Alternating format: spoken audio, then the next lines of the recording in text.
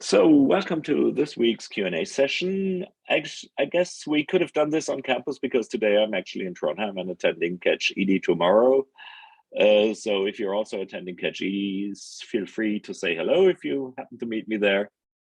But I guess doing this on short notice on campus would have been quite some chaos. So let's, just do it online, like always. So as always, we'll give an overview of the lectures from last week, so the most important points, and then a bit of an overview about the new exercises. And then, of course, there's always time for questions and answers. So lectures 11 and 12 were concerned with two different topics. So lecture 11 was concerned with inter-process communication, so all the different ways that you could use to have different processes or also different threads communicate with each other. So we've seen communication based on messages mostly, so where you prepare a message and then you explicitly send it. And on the other side of this communication channel, there's a receiver that requests a receipt of a message. And we've seen several ways to do it, like Unix signals, pipes, message queues. We've seen a very general way called sockets, which is also used for communication over internet protocols like TCP/IP. And we've seen something that can be built on top of inter-process communication, which is remote procedure calls. So just calling a procedure in a remote process or even on a remote computer using something that looks very much like a regular function call. And in lecture 12, we had a look at scheduling, so one of the most important topics in operating system. So here we are only covering uniprocessor scheduling, and we took a look at actually which policies of scheduling should apply. So there's long, medium, and short-term scheduling, so-called dispatch states, which decide for different things when they should happen and if they should happen, like for example, if a process should be in memory or not, and then if a process should get the CPU or not. These are on different timescales, for example. Then we took a look at different scheduling algorithms for short-term scheduling, like all these acronyms you've seen here from first come, first serve, over round robin, and so on.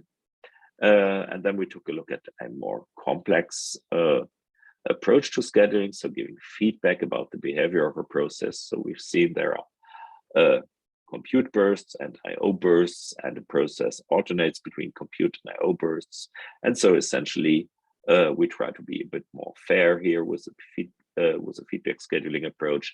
And then we looked at multi-level scheduling that actually combines feedback scheduling on different priority levels with some of the scheduling level algorithms we've seen before inside of these levels. And finally, we took a bit of a look at how scheduling actually works in Unix and in Windows systems. So we do IPC with message-based communication because we want processes to work together, to cooperate.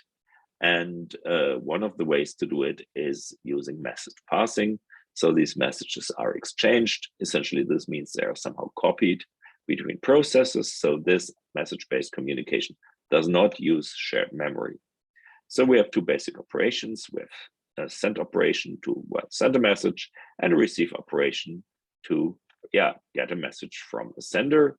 And this way of communication is called synchronous, or can be called synchronous or rendezvous. Like if you explicitly have to wait for something. So if the sender has to wait for the receiver to actually read the message, and the other way around, the receiver has to wait for a sender to send a message. So that would be blocking communication.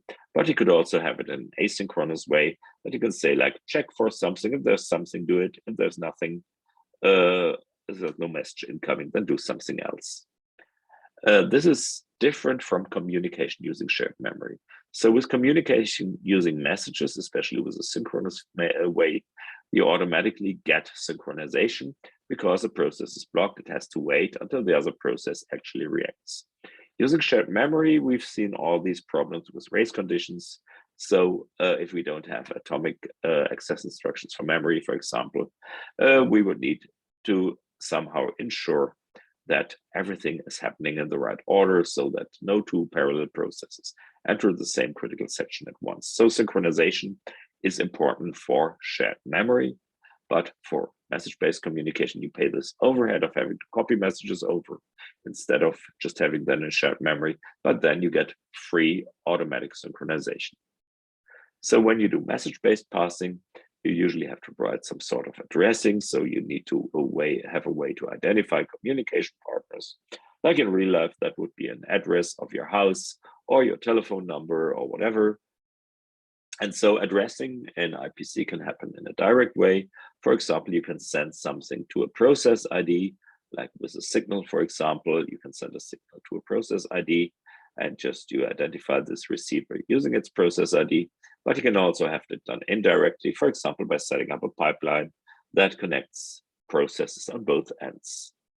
And with message-based addressing, you can also do something in addition. You can do group addressing. So if you want to do a multicast, so you send a message to a select number of receivers and not only once, or even a broadcast.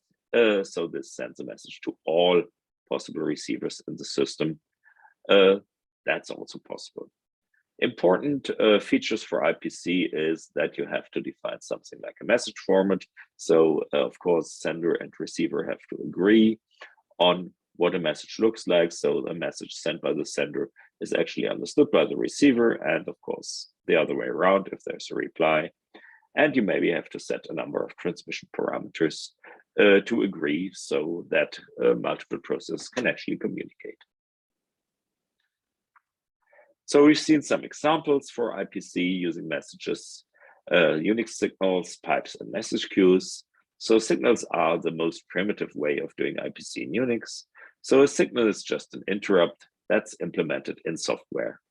So essentially what happens is that there's a system call called kill, which is a bit of a misnomer because it isn't just used to kill a process, but it's a process to send a signal. And this kill system call receives two parameters: the process ID we want to send the signal to and which signal you want to send. So a signal in Unix is usually implemented as a bit in a bit mask. So the operating system actually keeps track of which signals have been sent to a process in a machine word, so a 32 or 64-bit word inside of the process control block or the process table. So the entry of the process table relevant to the process that's the recipient. So whenever you send a signal using a kill signal system call, the only thing that the operating system does immediately is it sets the related bit in that processes, so the recipient processes process table entry, and the bit it sets is exactly the bit that's the bit appropriate for that signal. So each signal has a number, for example, from 0 to 31. And if such a signal arrives, then the bit that is essentially 2 to the power of the number of the signal is set. And this bit is reset when the signal is handled. Now, signal handling doesn't occur immediately. So when I send a signal, it doesn't mean that the process immediately reacts, because in a single processor, your recipient is unable to immediately react because there's only one process running at a time in our system. And this process obviously was the one sending the signal, so the receiver can't receive it right away. So what the operating system does is actually, that's why we have this bit mask, it collects all the signals that have been sent and delivers them when this process, that is the recipient, is scheduled the next time. So whenever there's a process switch to a new process, the operating system checks the bit mask, and instead of just continuing where that process actually was interrupted last time, it jumps to this asynchronous function that's called a signal handler. So that's like an interrupt handler. So it's not in the context of the program that was executing, but it's a separate function inside of your program, and that's what's jumped to. This has a number of implications. So Unix signals are not ideal. So first, what happens if you don't register a signal handler for a signal? So most of your C programs don't register signal handlers. Well, every signal that's not handled usually leads to a termination of the program. So if you don't handle a certain signal and it's sent to you, the operating system will kill your process. Not so good. You can choose to ignore certain signals if you're not interested in them, but there are some other signals that cannot be ignored, and there are some very few signals that cannot be handled. So the signal to actually kill a process, which is number 9, So that's what you do with kill-9 process ID. That's a signal that cannot be ignored and cannot be handled. So that would immediately kill a process. But there are other signals like a segmentation violation. So if you try to access an invalid memory address because you have an invalid pointer, this can be handled, this can be caught, and you could do something about it. Now, the problem with signal handling is that you only have 1 bit per signal. So if you get sent the same signal 2 or 3 times before you can handle it, the operating system can't really remember this because it only has this 1 bit, which just says the signal has arrived, maybe multiple times, or it has not arrived. So this is a real big problem in signal handling semantics on Unix, which means that for many applications, we would probably want to have some different approach for communicating this. So this is very primitive, and this has been abused quite some times, this Unix signal stuff. But I guess it's a good idea to use different approaches if you are able to. So one of these approaches you've seen already when we looked at the shell. So we've seen shell pipelines, and shell pipelines are just an implementation of a generic Unix feature called pipes. And these pipes are channels between 2 communicating processes. So we've seen pipelines are unidirectional, they are buffered, they are reliable, so they don't lose any messages.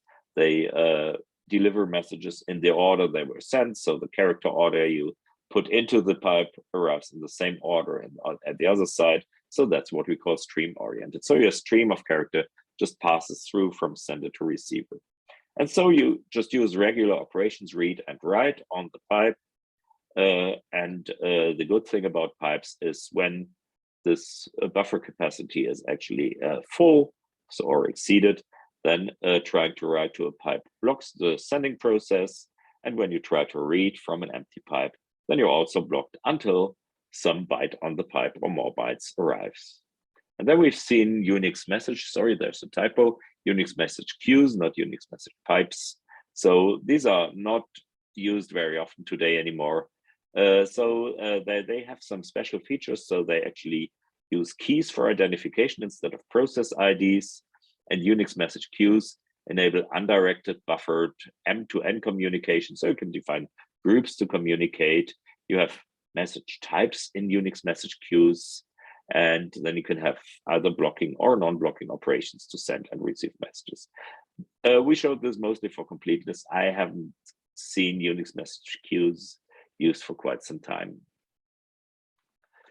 And then we took a closer look at sockets. So sockets is probably what's mostly used to communicate between processes, because with sockets, you have flexibility. So you can use sockets to communicate between processes running on one machine, but you can also use sockets to communicate with processes running on a different machine on the internet.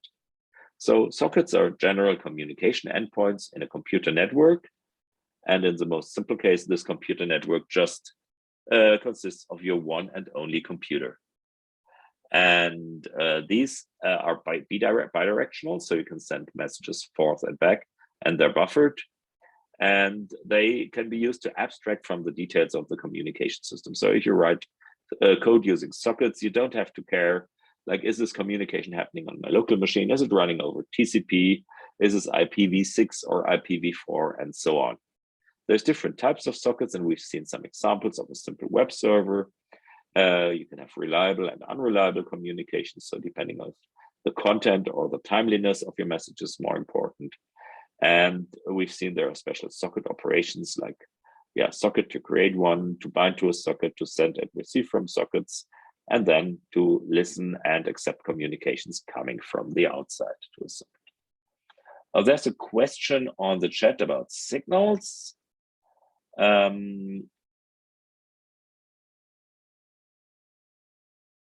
So the question is, isn't there even a signal for terminal resizing?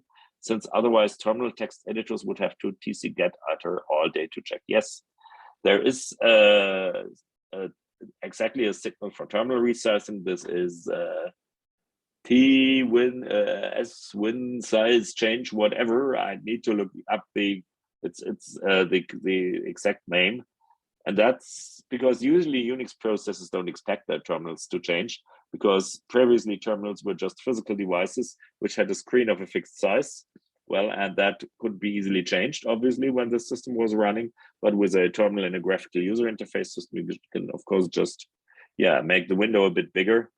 And so, yes, there is, for example, a signal for indicating that the terminal window size has changed.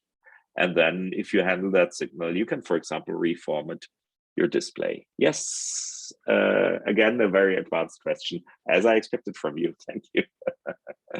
All right. And then as this functionality we can build upon IPC functionality, this is remote procedure calls. So remote procedure calls is just a function call, but not inside of your own process, but you can do it between different processes. So you can, again, do it between different processes on the same machine, or even over the internet or whatever network you have. So this is a relatively high grade of abstraction. You don't have to care about messages. You don't have to care about protocols on the net or receivers or something like that. You just have to call a function. And this is designed to look similar to a regular function call in your program. So that means that usually one of these RPC calls, so a function call, will map to multiple messages. So if you do a request so when you call a function, first you send a request from the caller of the function to the callee, and that might contain, for example, the name of the function and all the parameters you want to pass. And then when this function has been executed on the remote side, you get a response back, so from the callee to the caller. And this can contain the results of your function call, or maybe an error code or error message. And this is used in quite a number of contexts. So for example, there's a network file system called NFS, which uses an RPC implementation called SunRPC, which is quite old already, but it's still the basis for very many things.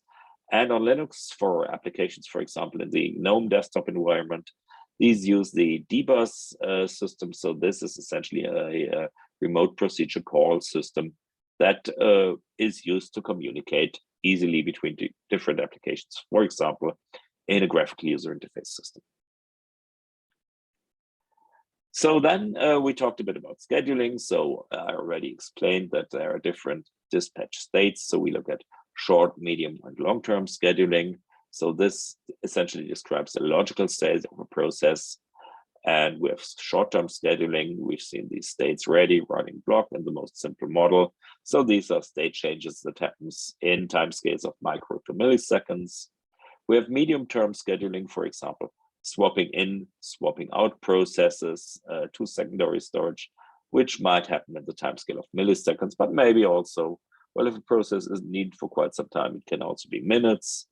And then we might have long-term scheduling that runs from minutes to hours. For example, if you have a long-running server, like a web server, this can be created and maybe it runs for the next year and a half until you upgrade your kernel.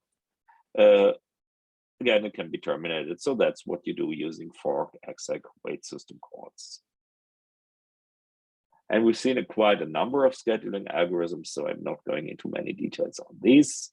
But of course, it's important to get an overview of the different approaches here.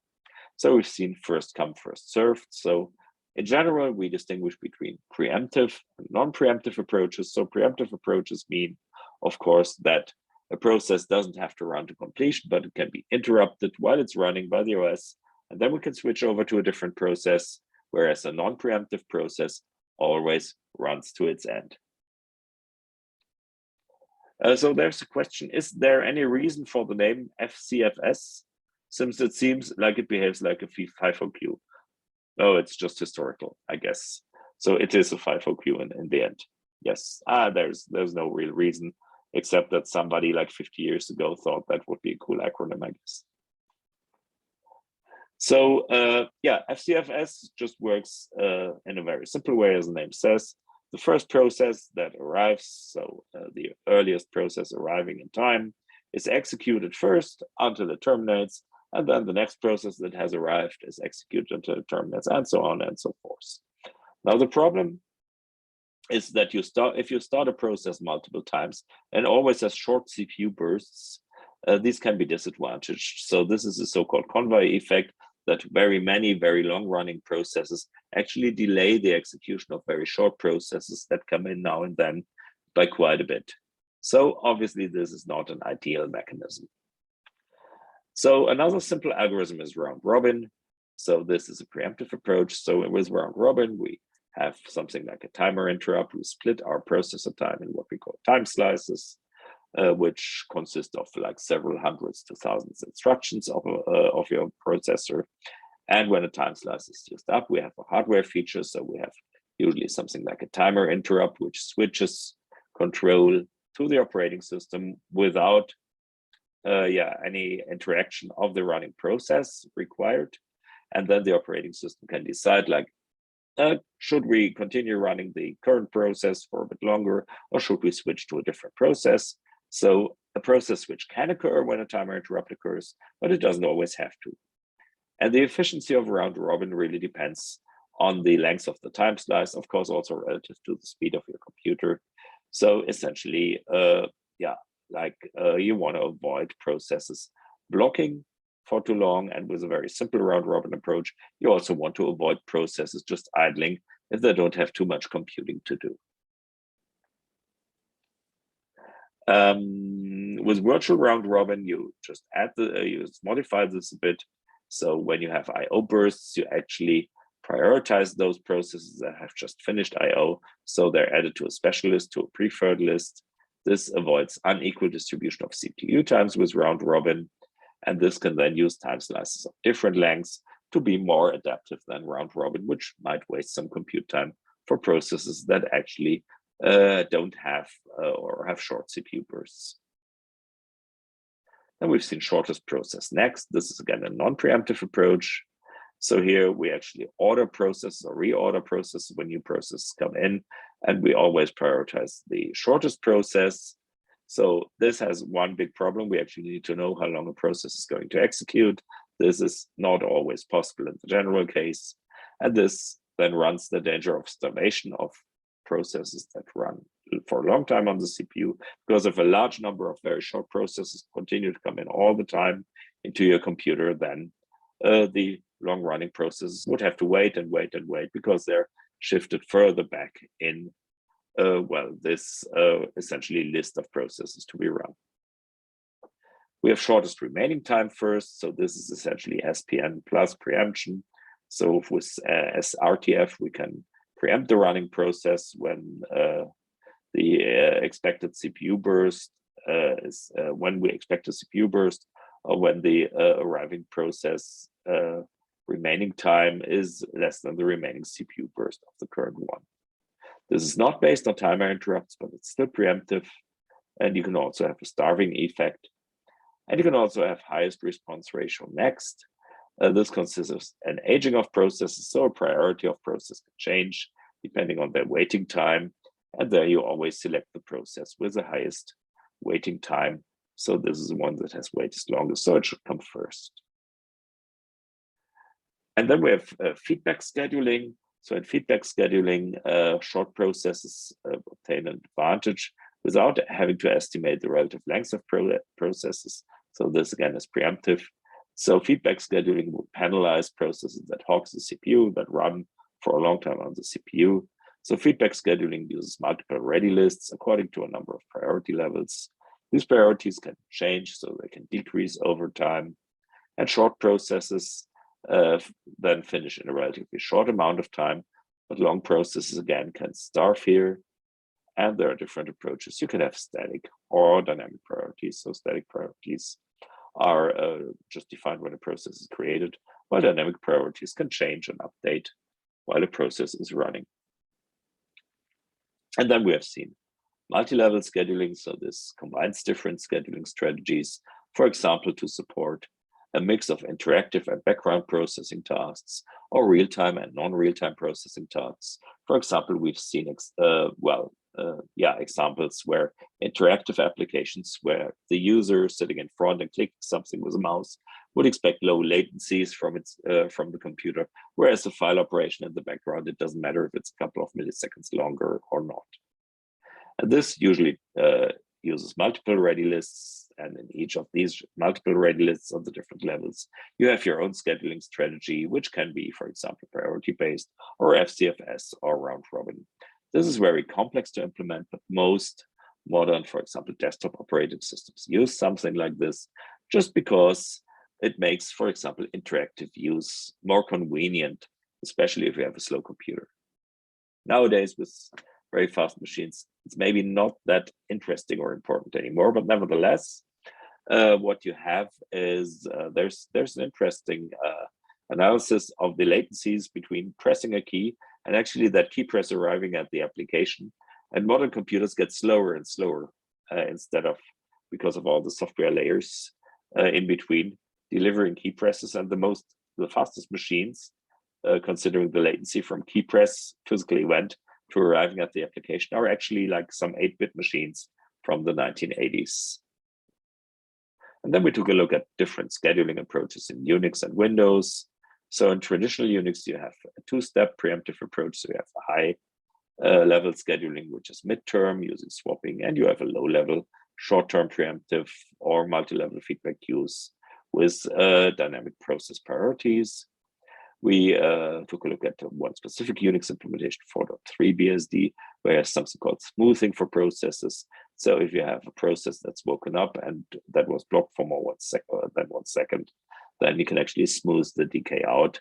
And Windows NT works a bit differently. So Windows NT doesn't schedule processes, but threads. As we've seen, it's like more than 10 years younger, maybe 20 years younger than Windows, than Unix, the original Unix versions. So Windows NT is a preemptive priority and time slice based thread scheduler.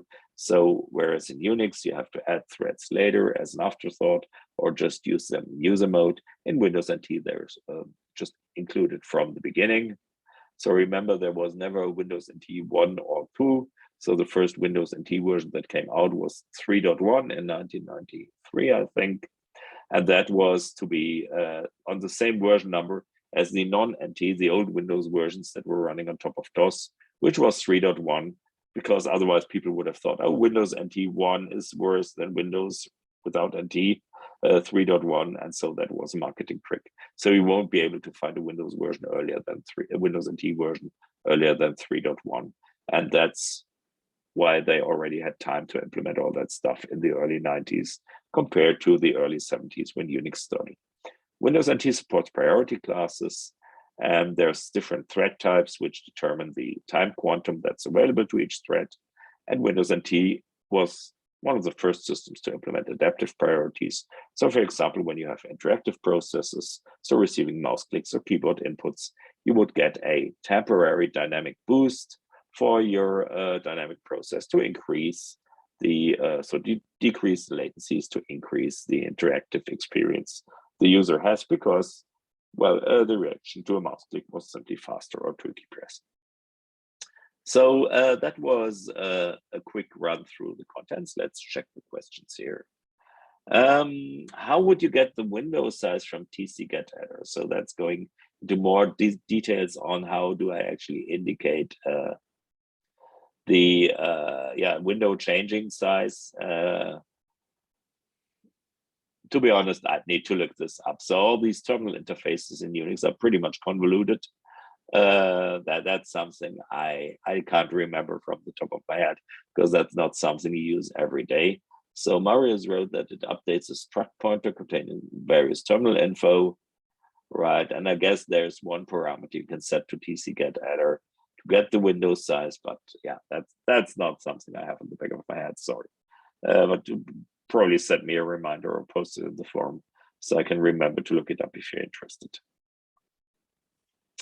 All right, so new exercises. So today's the deadline for practical exercise 1. We had some requests for further extension. Sorry, we cannot grant further extensions just because we would be running out of time for the second and third practical exercise. And there was already a week of extension. I think that should be enough, but please start early. Don't start like 2 days before the deadline. That usually won't work well. But first, let's talk about the next theoretical exercise. So this will be all about scheduling. We've seen scheduling is an important part, central, obviously, to the operation of a multitasking OS. We've seen all these many different approaches, and we've also seen there's no ideal or golden solution that works for all use cases. So being able to evaluate scheduling algorithms, scheduling approaches, being able to figure out their parameters is definitely worthwhile. And we have complex scheduling solutions to enable better adaptations to dynamically changing requirements and operating conditions. So essentially, if we want scheduling and we want to build an operating system, of course, that's not what we're doing in this course here. We need to figure out like which scheduling algorithm to use, or maybe as in Linux, you can actually switch between different scheduling algorithms. So for Linux, there was even a framework where you could switch your scheduling algorithm at runtime on the fly to evaluate different stuff. I think that has been kicked out of the kernel again, but nevertheless. Right. Okay, there's another question coming up. Does a keyboard press need to be processed by multiple processes before showing up in the user-facing program? Are keyboard drivers in the kernel, or do kernel drivers also get scheduled? That's a lot of questions, yes. So it depends. So essentially, when you have a Windows system, what usually happens is that your programs, so the space they can take up on the screen, this is managed by what's called a Windows server or window manager, essentially.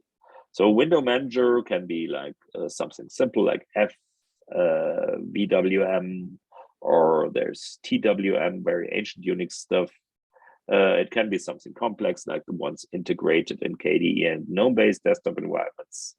And essentially what this means, it's a Windows manager is responsible for putting the windows on the screen where they are, so determining the position of the windows, and also drawing decorations of the windows and all the user interface elements to close, or to get a context menu, or to minimize windows, and to draw a title bar.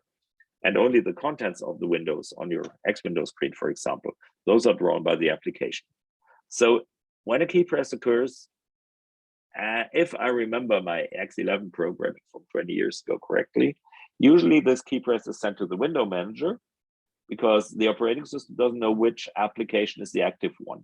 So this depends on the behavior of your window manager. So for example, you can have click to focus, which means in order to move the keyboard focus to another window, you have to click in it. Or you can have move to focus, which just means that the window where your mouse pointer is currently hovering above gets the input. That's a configuration, and the kernel doesn't know anything about this. So usually a key press is sent to the window manager first, and the window manager then gets the key press and knows the current mouse location. So it knows, depending on the strategy, so click or move to focus, which window to deliver this to. And then usually the window manager hands this key press over to the program that is supposed to receive the input. So next partial question was, are keyboard drivers in the kernel? Yes, they are. So essentially, of course, there are different keyboard drivers, like there could be PS2 keyboards or USB keyboards or whatever you can imagine. And then these are in the kernel, and they then deliver this information upward, for example, to your window manager. Do kernel drivers also get scheduled? Yes and no. So essentially what happens when you press the key is that an interrupt is generated. So either directly by your keyboard controller for PS2 keyboards, for the old ones. So there's a special microcontroller on your PC mainboard that actually handles talking to the keyboard and the mouse. And this microcontroller, whenever it receives a key press, generates a CPU interrupt. So essentially this interrupt is raised, and then the operating system handles this interrupt. And now this key press itself is not usually delivered directly to the application in the interrupt handler, because that would take quite a long time in the interrupt handler. But what the operating system does, it just adds an entry to the queue that some internal kernel process to handle that key press is to be scheduled later. And whenever there's time, these are then actually processed. So essentially, this is in some sort a scheduling of a part of the driver. We don't discuss this here in detail. So in operating system, there's a model. We might have something. I need to check if we have something in the slides later on. So there's a so-called pro and epilogue model. So this prologue is essentially what happens when a hardware interrupt occurs. And this mostly just takes a note inside of the kernel. Oh, this interrupt has occurred. We'll process it when we have more time, because interrupts should be short, because as the name says, they interrupt the regular operation. And then we can process the important stuff later on. Of course, for real-time systems where you have to have a defined reaction time, This doesn't work well. So there are extensions for this. I'm not going into detail, but for regular desktop or server systems, this is a pretty good approach. So a part of the kernel driver for the keyboard will get scheduled, and this part is then responsible for writing information about the key press in a ring buffer. So the application reading from the keyboard can actually receive this information. That was a whole lot of a bit about keyboard handling, but it's an important part. So yes, it's a good question. But for those of you who haven't understood a word about what I was saying about keyboard interrupts, feel free to ignore it. That won't be on the exam.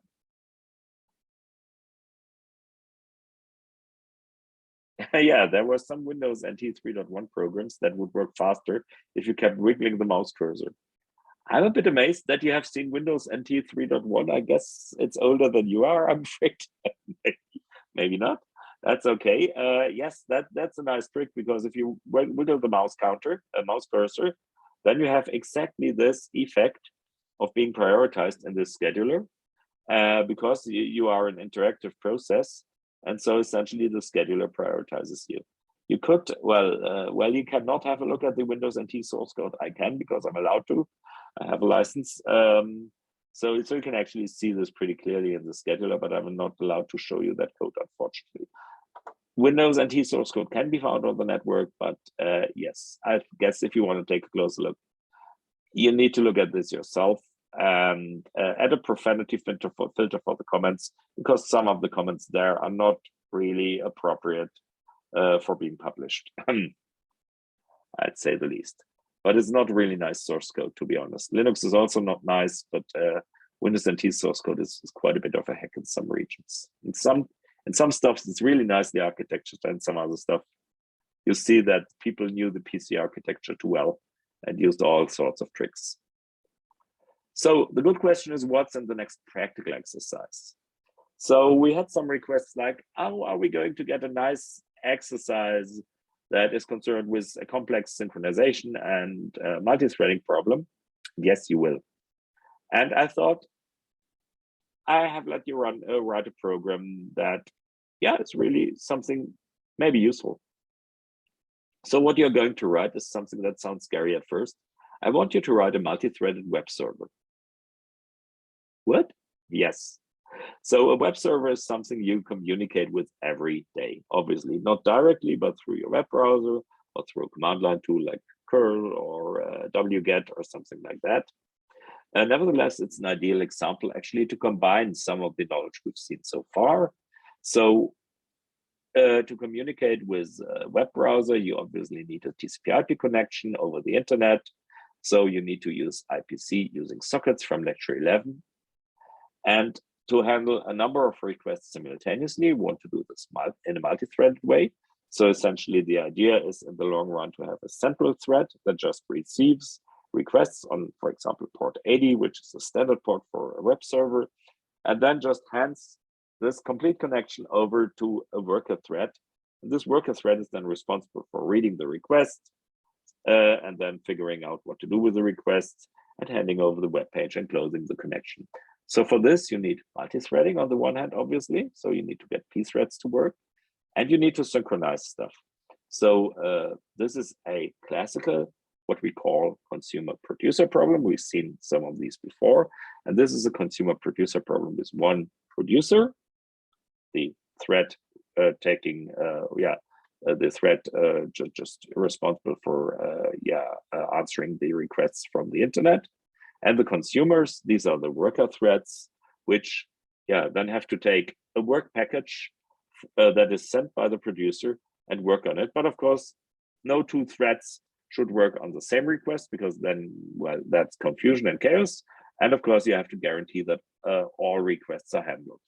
So essentially, what I want you to do is to implement some advanced synchronization using counting semaphores and a variant of the producer-consumer problem, which we described in lectures 6 and 7. So I'm still doing some last finishing touches to make things more easy to understand for you, because, well, I've been doing this for quite some time. So I try to anticipate the problems you might have and give you some hints. You've already seen a very simple web server using sockets in lecture 11. You can base on this.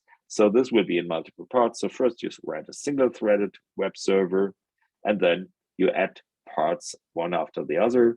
And for this exercise, you're not only given a task and exercise sheet, but we'll also give you some header files with definitions for APIs, for example, for counting semaphores and so on, that you have to keep to. So that makes it easier for you to structure your program and to work on things independently or with different persons in the group.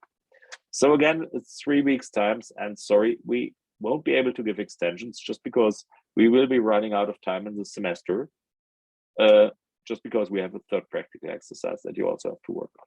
So please start early. As always, ask questions in the forum. Here we use pthreads as the multi-threading support library. So we touched pthreads not in that much detail here. So it's good to look at a tutorial on pthreads. Pthreads is not that difficult to use. And this is one of the tutorials that I would recommend. It's short, but a useful one from Carnegie Mellon University. And this contains a number of code examples. So as I said, this will take a bit, and I will publish it later this evening and read through it. So it's like more than 2 pages of text because I'm going into many details to try to help you and try to anticipate the questions you might have. Of course, if you have questions, you know how to get in touch. Please get in touch.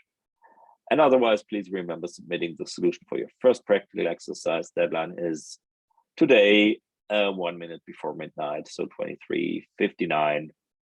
And we're not starting to count the seconds, I guess. So yeah, it might help to submit it a couple of minutes earlier, just in case Blackboard fails. I don't think so. So that's all from my side for today. Thanks again for listening. And I'll stop the recording now and